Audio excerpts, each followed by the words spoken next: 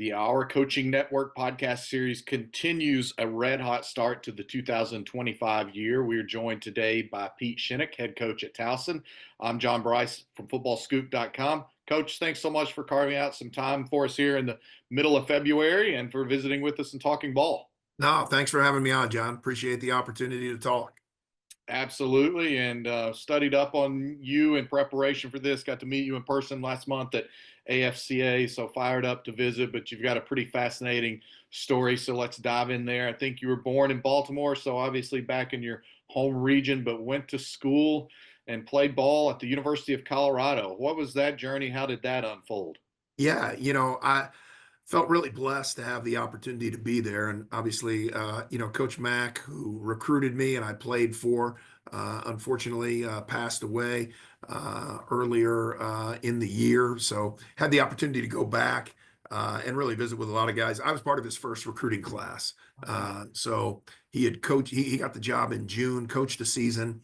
And then, we were part of his first recruiting class. So really an amazing experience because took a team that was probably as bad as any team in the country and really transformed it, the old school way, just building it with high school over and over and over again. And, went from, 1-10 to go to a bowl game to then go to another bowl game and then 3 winning seasons in a row. And then, I end up graduating and, they end up going on and winning a national championship within 3 years of that. And you could just start to see it. And that was really really for me, just watching how to build a great program and how to build a culture, how to build, getting everybody on the same page, how to make sure that you're doing things the right way. So I was fortunate to be there at a great time, really was.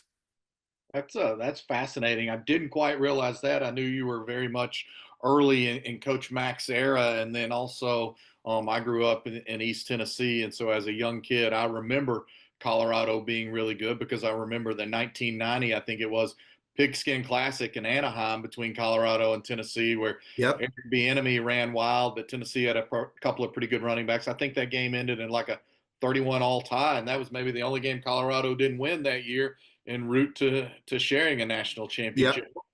Yep. What did you take from that time as a player, and then maybe in your conversations with Coach Mack through the years, that still helps shape who you are as head coach today of Towson?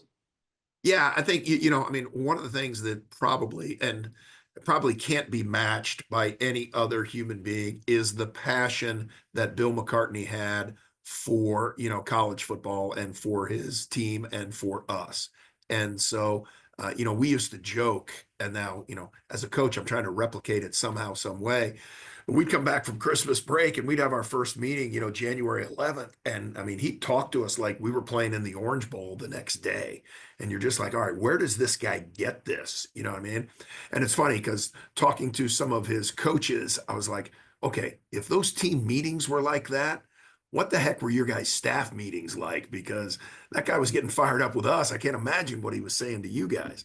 But really just took, there was a structural way that he wanted to do it, and I mean, he was going to find the best way to get the most out of all of us. And I mean, he was a tremendous motivator and probably a more passionate motivational guy than I am from how his personality played out, but knew that there had to be, so for me, took away, knew that there had to be a motivating aspect to what you're doing and how you're doing it and connecting to your players in a way that just wasn't, coach and player. It was all right. I knew I could trust this guy. I knew this guy was here for me. I knew he had my best interest in mind. Did not always agree with him, but just knew that he was going to do what was best for me. And so really that became a staple of, how I approach the game and how I approach coaching. And so I really wanted to be a, and my dad was a coach too. So I gained a lot from that too, but really want the player to have a great experience. I mean, I want a guy to come to Towson and be with us for 4 years, 5 years and say, man, I became a better person through the process. And that's really, Mac did that. And I thought he laid it out really well for us.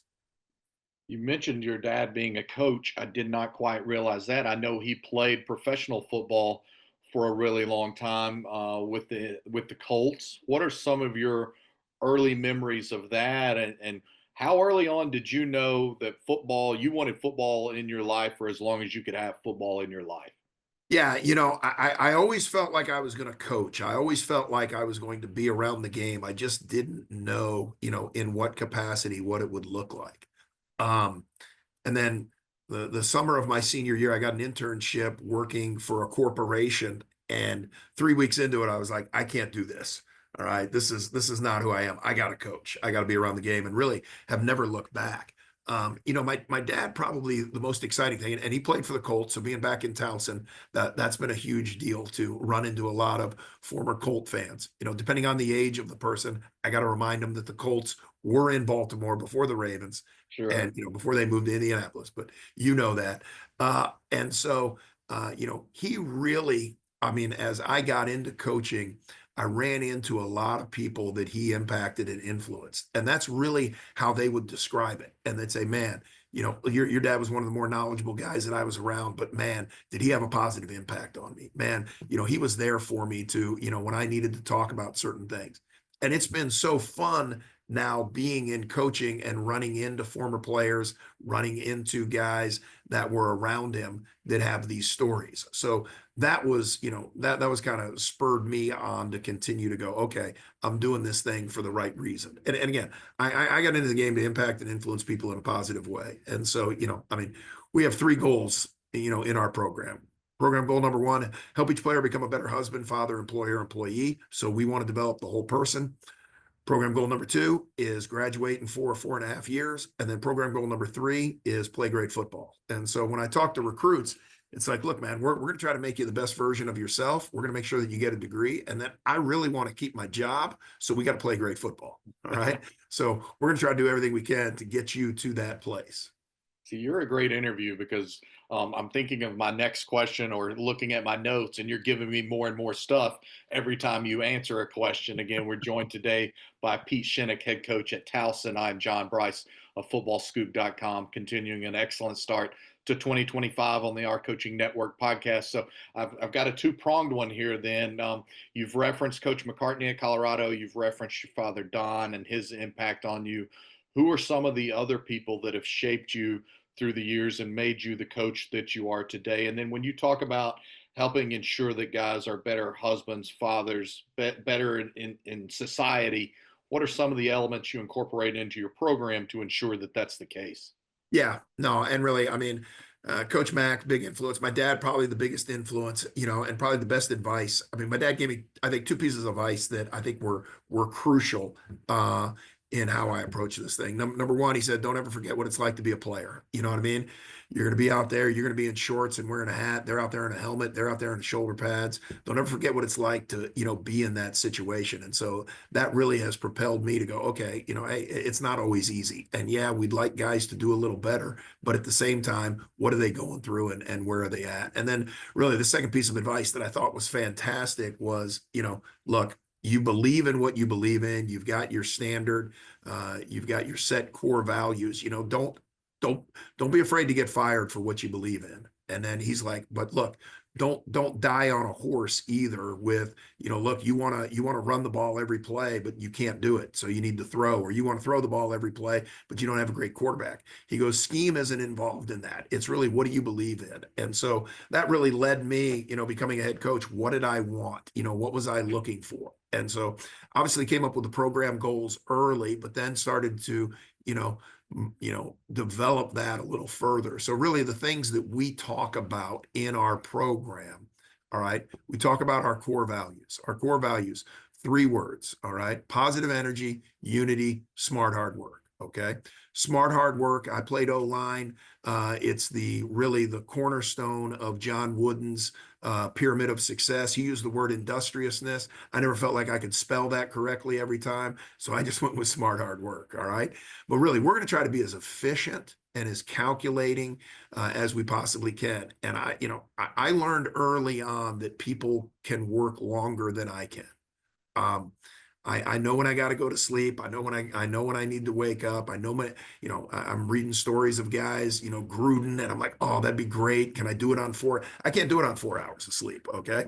I got to get seven, you know what I mean? And if I can get eight, it's a great day. So how do I do that? So I really have challenged myself to be the most efficient version of what we do. And what's been fun is, as people come and watch us and they watch our practices, we've had a lot of NFL scouts come through over the course of the last 4 or 5 years. They see the efficiency, and really they see also positive energy and unity. I mean, when they talk to us and they say, hey man, really like what we see, I was like, well, tell me what you see. Well, hey, we see a really coordinated practice. We see guys flying around with great energy. We see a lot of coaching going on. We see that your players enjoy each other and they're bonding with each other. I'm like, great, those are our values: smart, hard work, positive energy, and unity.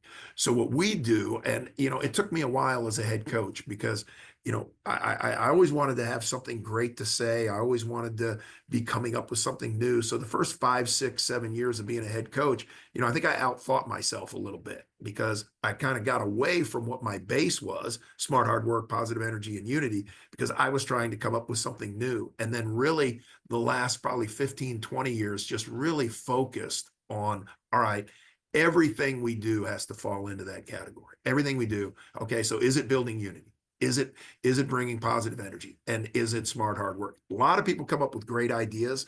A lot of people have great ways of doing things. What I did as a Division II coach, I could do a little more as an FCS coach. But guys will come and say, well, hey, Clemson's doing this and they're doing. I'm like, they got 50 guys working for them. You know what I mean? We've got our 14. We're gonna deal with what we have. We got to be able to manage that. And so we wanted everything under that umbrella. And then about 15 years ago, came up with the Greek word arete, Arete. And it's the Greek word for excellence. It's excellence of any kind, living up to one's fullest potential, moral virtue. So when you're talking about, 17 to 23-year-olds, I mean, to get them to fall into one of those three categories: can they be an excellent husband? Can they be an excellent father? Can they be an excellent player? Are they going to live up to their fullest potential? Are they going to make the right decisions? That word has kind of been our program theme, really, UWF and here. And so, we tell our guys, look, man, we're going to try to play great football, program goal number 3, by getting you to live up to your fullest potential.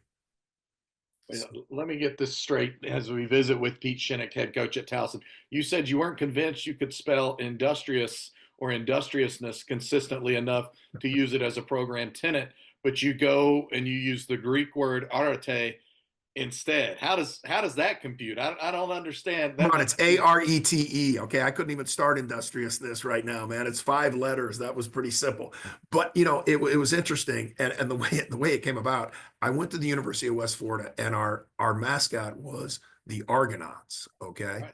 and I'm like, what the heck is an Argonaut? I knew Yeah, Toronto Argonauts. yeah, That's the CFL only baby, Argonaut I knew. exactly. Yeah. Okay.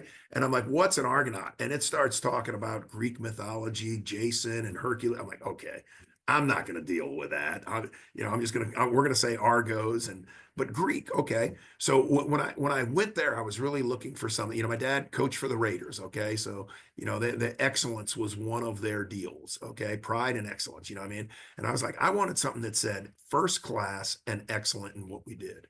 And so just started searching for that word. And I was like, what is the Greek word for excellence? And I was like, I think I looked up the Latin word first, because that would make me sound kind of smart. You know what I mean?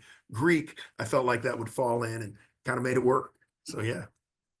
That's awesome. You talk about efficiency. Here's something efficient about your career that stands out to me as fairly remarkable. And that is, at every one of your head coaching stops, you've either had a winning season in the first year or no later than the second year. How are you able, or what is the key to having that kind of model that you can consistently come in to program after program and no later than year 2, you're delivering a winning season? Well, and I appreciate that. I think as a coach and a competitor, I mean, I look back and felt like all first seasons I probably could have had a winning season. You know what I mean? And so one of the things that when we went to UNC Pembroke, you know, one of the things that I made the decision early on was, we're not going to make excuses for, playing a bunch of freshmen. So I'm not going to sit there in the press conference and go, well, I mean, my left guard, my left tackle, my center, all these guys are freshmen playing for the first time and they're making freshman mistakes. And so I just eliminated that from our thought process. At Azusa Pacific, I inherited a team that had won a national championship the year before. We had to rebuild the offense pretty much, but we had a handful of guys coming back. So the fact that we made it to the Final Four the next year might have been expected, might not. I thought we played really well, did some fun stuff, but still inherited a good team.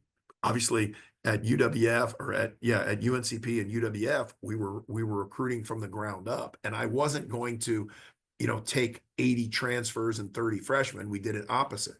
So what happened at Pembroke was we were not going to use age as our excuse.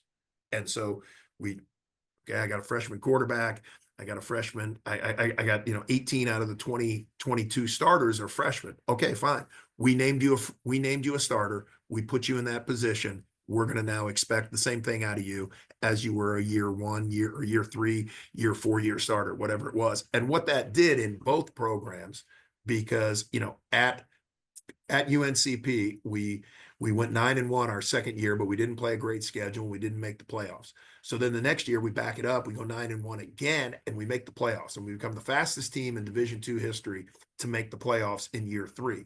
So when I went to West Florida, I didn't publicly say it, but it was like, okay, I'm going to get to the playoffs in year 2. And so we're just going to treat this like a program that, is established and going. And all the stuff we learned at UNC Pembroke paid off at UWF. And then, and then it was like, hey, let's be the fastest program to go to the national championship. Well, we did that in year 2 as well, made an amazing run. And then it was like, all right, I want to be the fastest team in Division II to win the national championship. But we did that in 4. But it was really just treating those guys as they were, and say, we're not going to put a label on you. We're not going to do it where it's a negative connotation that you're freshmen, sophomores that are playing. And then coming here, we went 5-6 year 1, and as most coaches, I could take you through 17 plays that determined that. Really would have loved to have been 8-3, but I mean, we just treated it as all these guys are ours. All these guys, and I told them day one, it's like, look, man, you didn't choose me, I chose you, but I mean, I'm here for you. And I mean, we're going to do everything we can. If you want to stay here and be a part of it, we haven't had a ton of people hit the transfer portal, so they seem to be enjoying it. So, I mean, we just treated it as, we're going to do everything we can to make this your best opportunity in the moment right now. And so, I take every season, every season's its own deal. I mean, you're not a team until you become a team. Everybody's got to earn their spot and make it work. But, we're going to look for the best and find ways to be successful. This is the Our Coaching Network podcast. He is Pete Shinnick, head coach at Towson. I'm John Brice of footballscoop.com. What I love in listening to you break down all of your head coaching stops is that I feel like I can hear the competitiveness in your voice right now. You're sitting there talking about 17 plays from 2 years ago when you got to Towson in a rebuilding project. So I want to ask, what are the other ways that your competitive nature carries over into the rest of your life? Yeah, I mean, for me, I mean, again, arete has been a great word. It's kind of been my life word for a while. But before that, it was like, okay, I'm trying to balance everything that's taking place, and there is no pure balance between every aspect of your life. So, I mean, I learned a long time ago, you really got to find a rhythm in what you do. You know what I mean? And so the thing I love about coaching football is that I get to, hopefully for 15, 16 weeks, compete and coach games. All right. But then for the spring, I get to be in the off season. And then in the winter, I get to, recruit and heavily involve myself in that. So really kind of learned all phases of what I do. If I had to coach, if we played games every week, I don't think I'd be a great football coach. If we played 52 games and one was a week every week, that would probably kill me. But I'd also say the same thing. If I had to do off-season training for 52 weeks, that would probably kill me.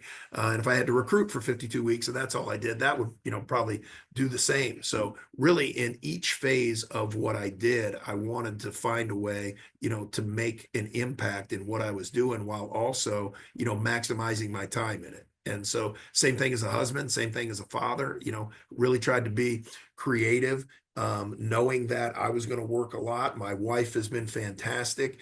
I mean, our kids grew up on the football field. I mean, one of my sons learned to walk on the football field, so I mean, as that was going on, it was like, okay, how do you manage all of those things? And so, I wanted, I use the word arete now a lot with our guys, but back in the past, I'd be like, hey, I'm going to meet your wife at some point in time. Okay. And I'm going to ask her, what type of husband are you? What type of father are you? And I really don't want her to say you're average. So you got to do a great job. So now it's, hey, man, I want you to live up to your fullest potential as a husband and a father. So 10 years from now, when I meet your wife and I'm talking to your kids, they're like, he's the best dad ever, or he's the best husband ever out there. And it's like, okay, man, we accomplished something. Now let's talk about all the fun we had on the football field, while all that stuff was taking place.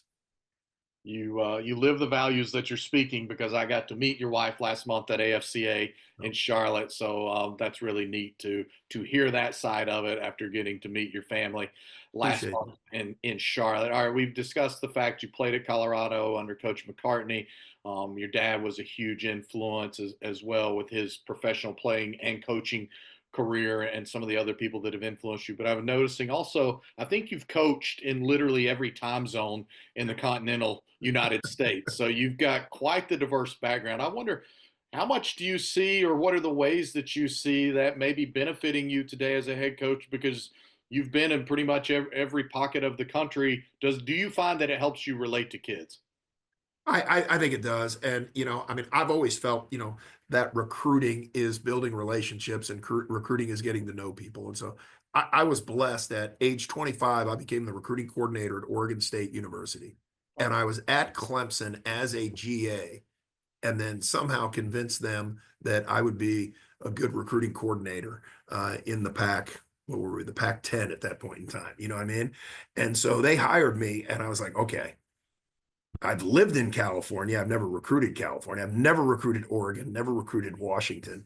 So it was just that really thrust me into, okay, how do you make this thing work? And so, I mean, I literally just started calling people. And that's back before cell phones. They got to be there. And I just called coach after coach after coach and just talked and talked and talked and talked. And so then, that came back to help me as I got the Azusa Pacific job about 6, 7 years later. You know what I mean? So then it's like, hey, I recruited California. I've done this. I know this area, all of that. And then when I went to North Carolina, I mean, hey, I used to live in Clemson, so I know South Carolina. So I was always connected somehow, some way. But, people, that was the biggest knock that people would say as well. You've never recruited this area. You've never done that. And I'm like, what I found is, the guys from California are a little unique. The guys from Florida are a little unique. The guys from Maryland are a little unique. But bottom line is they're all looking to see somebody that they can trust. And they're trying to find somebody who is going to help them get to where they want to get to. They've got goals, they've got aspirations. How am I going to be the guy that puts them in the best position for their future? And so, when you're talking to parents, really the same thing I told parents at Azusa Pacific is the same thing I tell parents here. Look, we're going to take care of your son. We're going to be a mentor for him. We're not going to replace who you guys are. We're going to build on the foundation that you've set. And now we want to make him and help him grow. We want him to live up to his fullest potential now as a person, as a player in every aspect of his life. And so, but what's been fun is, now we recruit a guy out of Florida, or I talk to a transfer who's been in California. I pretty much know where they've been, or, yeah. oh yeah, okay, you're in Walnut Creek. Well, hey, I used to live here, or whatever it is. So that's been the fun part of living everywhere and being in different places is now, you got a lot of information about areas and understanding, who they are and where they're coming from. Another really excellent episode here on the Our Coaching Network podcast. He's Pete Shinnick, head coach at Towson, John Brice of footballscoop.com. We're winding it down here, coach.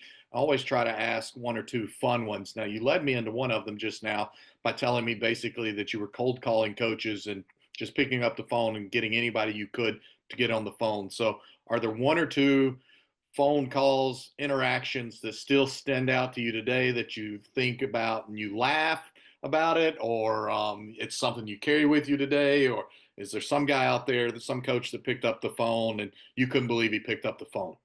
Well, no. So my first recruit ever phone calling. I'm at the University of Richmond, okay, and Mike Hand is the offensive line coach, and he gives me a list of like 8 guys that he wants me to call. And the first guy I call is John. So, old vanilla piece of paper. He wrote John's name down and wrote his phone number down. Okay. So I call John and I have this conversation. I'm like, oh man, I am killing it. This is awesome. Okay. The next guy on the list is Rick. Okay. So I call Rick and a guy answers the phone and I'm like, man, that kind of sounded like John, but hey, is Rick there? So he goes, yeah, hang on a second. So he hands the phone to Rick. Okay.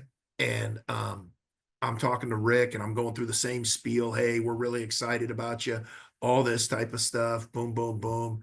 And then he goes, but coach, I'm only a sophomore. Okay. My brother John is the one you really should be recruiting. And I'm like, okay. So I went down the list. I called the same number twice, but I thought I was calling Rick, but I was really calling John. John happens to have a brother named Rick. And so I'm like sitting there going, okay, hey, we'll get back in touch with you for a couple years. Okay. So keep doing great things. Hang up. The next day, Mike Hand asked me, how the conversation went. I'm like, yeah, I don't know that John's interested. I don't know that he's going to be a great fit for us. So it made me very aware that, okay, you think you know what you're doing and you think you got this plan, but I dialed the same number twice. And the guy's brother just happened to be named Rick, who happened to be the next name on the list, but it wasn't him. You know what I mean? So from that point on, it's like, okay, I got to know who I'm calling. I got to know what I'm doing. And I got to know that, I got to put some effort into this thing as opposed to just, dialing people. And then, I was thinking, as you mentioned it, I mean, I don't know, there's been a lot of high school coaches out there that have just been fantastic to work with, and I mean, I tell them, look, I want you to be honest with me. Tell me about the guy. I want to keep coming back to you. And I said, look, when an NFL scout comes to me, I said, I'm not gonna sell him on something that I can't live up to, you know what I mean? Or the kid can't live up to. So as high school coaches, please do the same thing. You know what I mean? Just please be honest with me. If the guy's lazy, I need to know he's lazy. Don't let me get there. Because early on in my career, we'd get a guy and I call the coach up. I'm like, hey man, he's not going hard. Oh yeah, that's the way he was with us. I'm like, no, you didn't tell me that. You didn't share any of that. So I try to start off all the conversations. Again, I've had great communication and great conversations with a lot of high school coaches over the years, which have allowed us, I think, to recruit some really good players. All right, wrapping it up here, the last one more or less, and that is, like I said, I want to ask something fun, and I try to ask maybe what's a job or an experience along the way early in your career when we've had guys that had to stock grocery shelves overnight while they were a GA during the day, or friends with Carlos Lachlan, the running backs coach at Ohio State. He was a federal prison guard in Memphis who would change clothes in the parking lot because he was volunteering in the strength and conditioning program at the University of Memphis. So, as you embarked on your journey, is there a time where you had to pick up a second job, or maybe it's what you told me about before we started recording about having to get that truck heater in St. Cloud, Minnesota? I just know you can't have a career as long and interesting as yours without some funny moments along the way. Well, yeah, no. I think the first job I had, I volunteered at the University of Richmond. Okay. And Dal Shealy said, yeah, we have housing for you and we're going to get you a job working for the Fellowship of Christian Athletes. And I'm like, okay, that's fantastic. And I'm like, well, what is that? He goes, well, you got to work 20 hours a week. And so I didn't realize, okay, that meant I'm doing something, 2 hours during the day and 2 hours at night, always doing something, plus working for him from, 7 to 5. And so when he said free housing, what he really should have said is, I have a bed for you. Okay. Because I lived with two football GAs and a baseball GA. Okay. And they were irritated when I showed up because I showed up late because I was going to take up closet space that they were hoping wasn't going to be filled. So it was kind of a rough start. Okay. But the 9 months, I mean, I'm living in the basketball arena. The Robbins Arena is the basketball arena at the University of Richmond. They had an apartment down there. And, so I started coaching. I'm like, okay, this is what they talk about, is that you'll do anything to be a coach. All right.